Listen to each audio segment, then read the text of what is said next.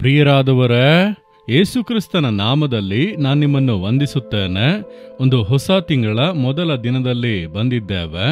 ದೇವರು ಈ ಹೊಸ ವರ್ಷದಲ್ಲಿ ನಮಗೆ ಕೊಟ್ಟಂತ ವಾಗ್ದಾನದಂತೆ ನಾನು ಬಂದು ನಿಮ್ಮನ್ನು ಆಶೀರ್ವದಿಸುವೆನು ಎಂಬುದಾಗಿ ಪ್ರತಿಯೊಂದು ಆಶೀರ್ವಾದಗಳನ್ನು ಕೊಡುತ್ತಾ ಇದ್ದಾರೆ. ದೇವರಿಗೆ ಸ್ತೋತ್ರ.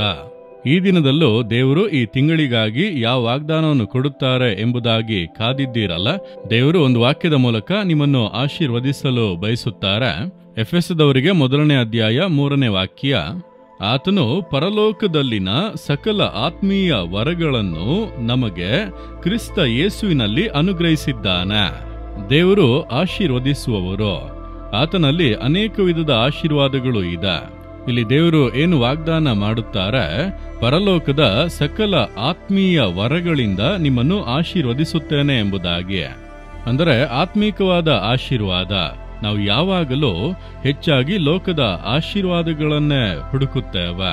ಅಂದರೆ ಒಳ್ಳೆಯ ವಿದ್ಯಾಭ್ಯಾಸ ಬೇಕು, ಕೆಲಸ ಬೇಕು, ಹಣ ಬೇಕು, ಜಯ ಬೇಕು, ಮೇಲುಗಳು ಬೇಕು, ಸಮೃದ್ಧಿ ಬೇಕು, ನಂತರ ಒಳ್ಳೆಯ ಸೌಖ್ಯ ಬೇಕು, ಆರೋಗ್ಯ ಬೇಕು, ಮಾಡೋ ಕೆಲಸಗಳು ಸಫಲವಾಗಬೇಕು, ವಿವಾಹ ಕಾರ್ಯ ಸಫಲವಾಗಬೇಕು, ಮಕ್ಕಳ ಆಶೀರ್ವಾದ ಬೇಕು. ಈ ರೀತಿಯಾಗಿ ಲೋಕದ ಆಶೀರ್ವಾದಗಳಿಗೆ ಹೆಚ್ಚಿನ ಪ್ರಾಮುಖ್ಯತೆ ಕೊಡುತ್ತೇವೆ. ಆದರೆ ದೇವರು ಯಾವುದಕ್ಕೆ ಪ್ರಾಮುಖ್ಯತೆ ಕೊಡುತ್ತಾರೆ? ಆತ್ಮೀಕ ಆಶೀರ್ವಾದಗಳು. ಆತನ ಬಳಿ ಬರೀ ಲೋಕದ ಆಶೀರ್ವಾದಗಳು ಮಾತ್ರ ಇಲ್ಲ, ಆತ್ಮೀಕ ಆಶೀರ್ವಾದಗಳು, ಸ್ಪಿರಿಚುವಲ್ ಬ್ಲೆಸ್ಸಿಂಗ್. ನಾವು ಅದರ ಮೇಲೆ ಯೋಚನೆ ಉಳ್ಳವರಾಗಿ, ದಾಹ ಉಳ್ಳವರಾಗಿ ಇರಬೇಕು. ಸಕಲ ವಿಧವಾದ ಆತ್ಮೀಯ ಆಶೀರ್ವಾದಗಳಿಂದಲೂ ಆತನು ನಿಮ್ಮನ್ನು ಆಶೀರ್ವದಿಸಿದ್ದಾನೆ. ಅಂದರೆ ದೇವರ ಕರಗಳಲ್ಲಿ ಆತ್ಮೀಕ ಆಶೀರ್ವಾದಗಳೇ ಹೇರಾಳವಾಗಿ ಇದೆ. ಆಶೀರ್ವಾದಗಳಿಂದ ಆತನು ನಿಮ್ಮನ್ನು, ನಿಮ್ಮ ಕುಟುಂಬವನ್ನು ಆಶೀರ್ವದಿಸಲು ಬಯಸುತ್ತಾನೆ. ಅದರ ಮೇಲೆ ನಮ್ಮ ದೃಷ್ಟಿ ಇರಬೇಕು. ಆತ್ಮೀಕ ಆಶೀರ್ವಾದಗಳು ಏನೆಲ್ಲ ಇದೆ? ಕೆಲವೊಂದು ಆಶೀರ್ವಾದಗಳನ್ನು ತಕ್ಷಣವೇ ಹೇಳುವುದಕ್ಕೆ ಸಾಧ್ಯ. ಒಂದು, ನಾವು ರಕ್ಷಣೆ ಹೊಂದುವುದು. ನನ್ನ ರಕ್ಷಣೆಯ ಅನುಭವವನ್ನು ಹೊಂದುವಂಥದ್ದೇ ಆತ್ಮೀಕ ಆಶೀರ್ವಾದಗಳಲ್ಲಿ ಮೊದಲನೆಯದು. ಯೋಹಾನ 1:12 ಯೇಸುಕ್ರಿಸ್ತನ ಮೇಲೆ ನಂಬಿಕೆ ಇಟ್ಟು ಆತನನ್ನು ಹೃದಯದಲ್ಲಿ ಸ್ವೀಕರಿಸಿಕೊಳ್ಳುವಾಗ ದೇವರ ಮಕ್ಕಳಾಗುವಂತ ಅಧಿಕಾರವನ್ನು ಹೊಂದುತ್ತೇವೆ. ಹಾಗಾದರೆ ನಾವು ಪಾಪಗಳನ್ನು ಬಿಟ್ಟು ಮನ ತಿರುಗಿ ಯೇಸುವನ್ನು ಸ್ವೀಕರಿಸುವಾಗ ನಮಗೆ ಸಿಗುವಂತ ಮೊದಲ ಆಶೀರ್ವಾದ ದೇವರ ಮಕ್ಕಳು ಎಂಬಂತ ಶ್ಲಾಘ್ಯ.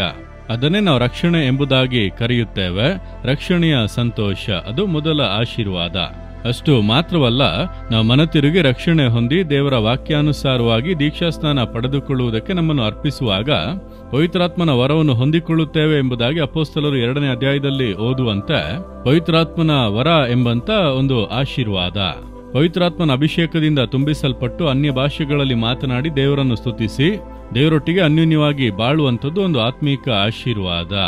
ಅದೇ ರೀತಿಯಾಗಿ 1 ಕೊರಿಂಥ 12ನೇ ಅಧ್ಯಾಯದಲ್ಲಿ ಓದುವಂತೆ ಆತ್ಮೀಕ ವರಗಳು 9 ವರಗಳು ಅದರಲ್ಲಿ ಬರೆಯಲ್ಪಟ್ಟಿದೆ.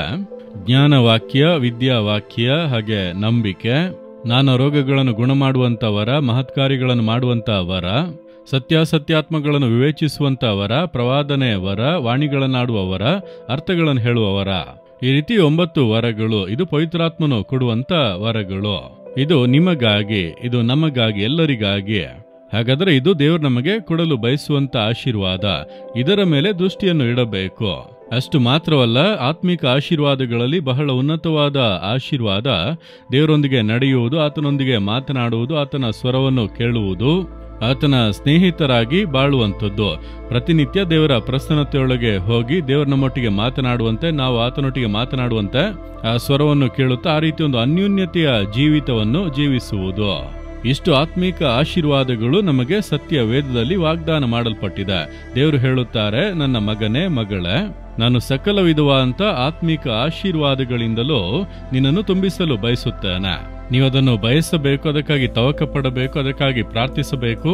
ಕೇಳುವಾಗ ನೀವು ಅದನ್ನು ಹೊಂದಿಕೊಳ್ಳುವಿರಿ. ಯೇಸು ಕ್ರಿಸ್ತನು ಶಿಲುಬೆಯಲ್ಲಿ ಬಲಿಯಾದದ್ದು ನಮ್ಮ ಪಾಪಗಳನ್ನು ಕ್ಷಮಿಸಲು ಮಾತ್ರ ಅಲ್ಲ, ನಮ್ಮ ರೋಗಗಳನ್ನು ಗುಣಮಾಡುವುದಕ್ಕೆ ಮಾತ್ರ ಅಲ್ಲ, ಆತನ ದ್ರೋಹಿಗಳಾಗಿದ್ದಂಥ ಮನುಷ್ಯರಿಗಾಗಿ ವರಗಳನ್ನು ಸಂಪಾದಿಸುವುದಕ್ಕೂ ಆತನು ಭೂಲೋಕದಲ್ಲಿ ಮನುಷ್ಯನಾಗಿ ಬಂದು ಸತ್ತು ಜೀವದಿಂದ ಎದ್ದನೆಂದು ವಾಕ್ಯವು ಹೇಳುತ್ತದೆ. ಆದ್ದರಿಂದ ದೇವರೇ, ನನಗೆ ಆತ್ಮೀಕ ಆಶೀರ್ವಾದಗಳು ಬೇಕು, ನಾನು ನಿಮ್ಮೊಟ್ಟಿಗೆ ಅನ್ಯೋನ್ಯವಾಗಿ ಬಾಳಬೇಕು. ನನಗೆ ನೀವು ಈ ಅಭಿಷೇಕವನ್ನು ಕೊಡಬೇಕು, ನನಗೆ ವರಗಳನ್ನು ಕೊಡಬೇಕೆಂಬುದಾಗಿ ನೀವು ದಾಹದಿಂದ ಕೇಳುವುದಾದರೆ ದೇವರು ಈ ಆತ್ಮಿಕ ಆಶೀರ್ವಾದಗಳು ನಿಮಗೆ ಕೊಡಲು ಬಯಸುತ್ತಾರೆ. ನೀವು ಬಯಸುತ್ತೀರಾ? ಈ ದಿನದಿಂದ ಅದಕ್ಕೆ ಹೆಚ್ಚಿನ ಪ್ರಾಮುಖ್ಯತೆಯನ್ನು ಕೊಡಿರಿ, ಅಧಿಕವಾಗಿ ಗಮನ ಕೊಡಿ, ಅಧಿಕವಾಗಿ ಅದಕ್ಕಾಗಿ ಪ್ರಾರ್ಥನೆ ಮಾಡಿರಿ. ನೀವು ಆ ಆಶೀರ್ವಾದವನ್ನು ಹೊಂದಿಕೊಂಡರೆ ಮಿಕ್ಕ ಎಲ್ಲವೂ ಅದರ ಜೊತೆಗೆ ಬರುತ್ತದೆ. ಯೇಸು ಏನು ಹೇಳಿದನು? ಮತ್ತಾಯ 6ನೇ ಅಧ್ಯಾಯದಲ್ಲಿ, ಮೊದಲು ದೇವರ ರಾಜ್ಯಕ್ಕಾಗಿಯೂ ನೀತಿಗಾಗಿಯೂ ತವಕ ಪಡಿರಿ. ನೀವು ಮೊದಲನೇದಾಗಿ ಆತ್ಮಿಕ ಆಶೀರ್ವಾದಗಳನ್ನು ಹುಡುಕಿರಿ, ಮಿಕ್ಕ ಎಲ್ಲವೂ ನಿಮ್ಮ ಹಿಂದೆಯೇ ಬರುತ್ತದೆ, ಜೊತೆಗೆ ಬರುತ್ತದೆ ಎಂದು ದೇವರು ಹೇಳುತ್ತಾರೆ. ಹಾಗಾದರೆ ಇಂದು ದೇವರನ್ನು ನೋಡಿ ಹೇಳಿರಿ, ದೇವರ ಈ ಪರಲೋಕದ ಆತ್ಮೀಯ ಆಶೀರ್ವಾದಗಳಿಂದ ನೀವು ನನ್ನನ್ನು ಆಶೀರ್ವದಿಸಬೇಕು. ಈ ಸಕಲ ವಿಧವಾದ ಆತ್ಮೀಯ ಆಶೀರ್ವಾದಗಳು ನನಗೆ ಬೇಕು, ನನ್ನ ಕುಟುಂಬಕ್ಕೆ ಬೇಕು. ಅದಕ್ಕಾಗಿ ನಾನು ಪ್ರಾರ್ಥಿಸುತ್ತೇನೆ. ದೇವರೇ, ರಕ್ಷಿಸಲ್ಪಟ್ಟಂತ ಅನುಭವ ನಮ್ಮ ಮನೆಯಲ್ಲಿ ಎಲ್ಲರಿಗೂ ಬೇಕು. ಆತ್ಮನಿಂದ ತುಂಬಲ್ಪಟ್ಟಂತ ಅನುಭವ ಬೇಕು.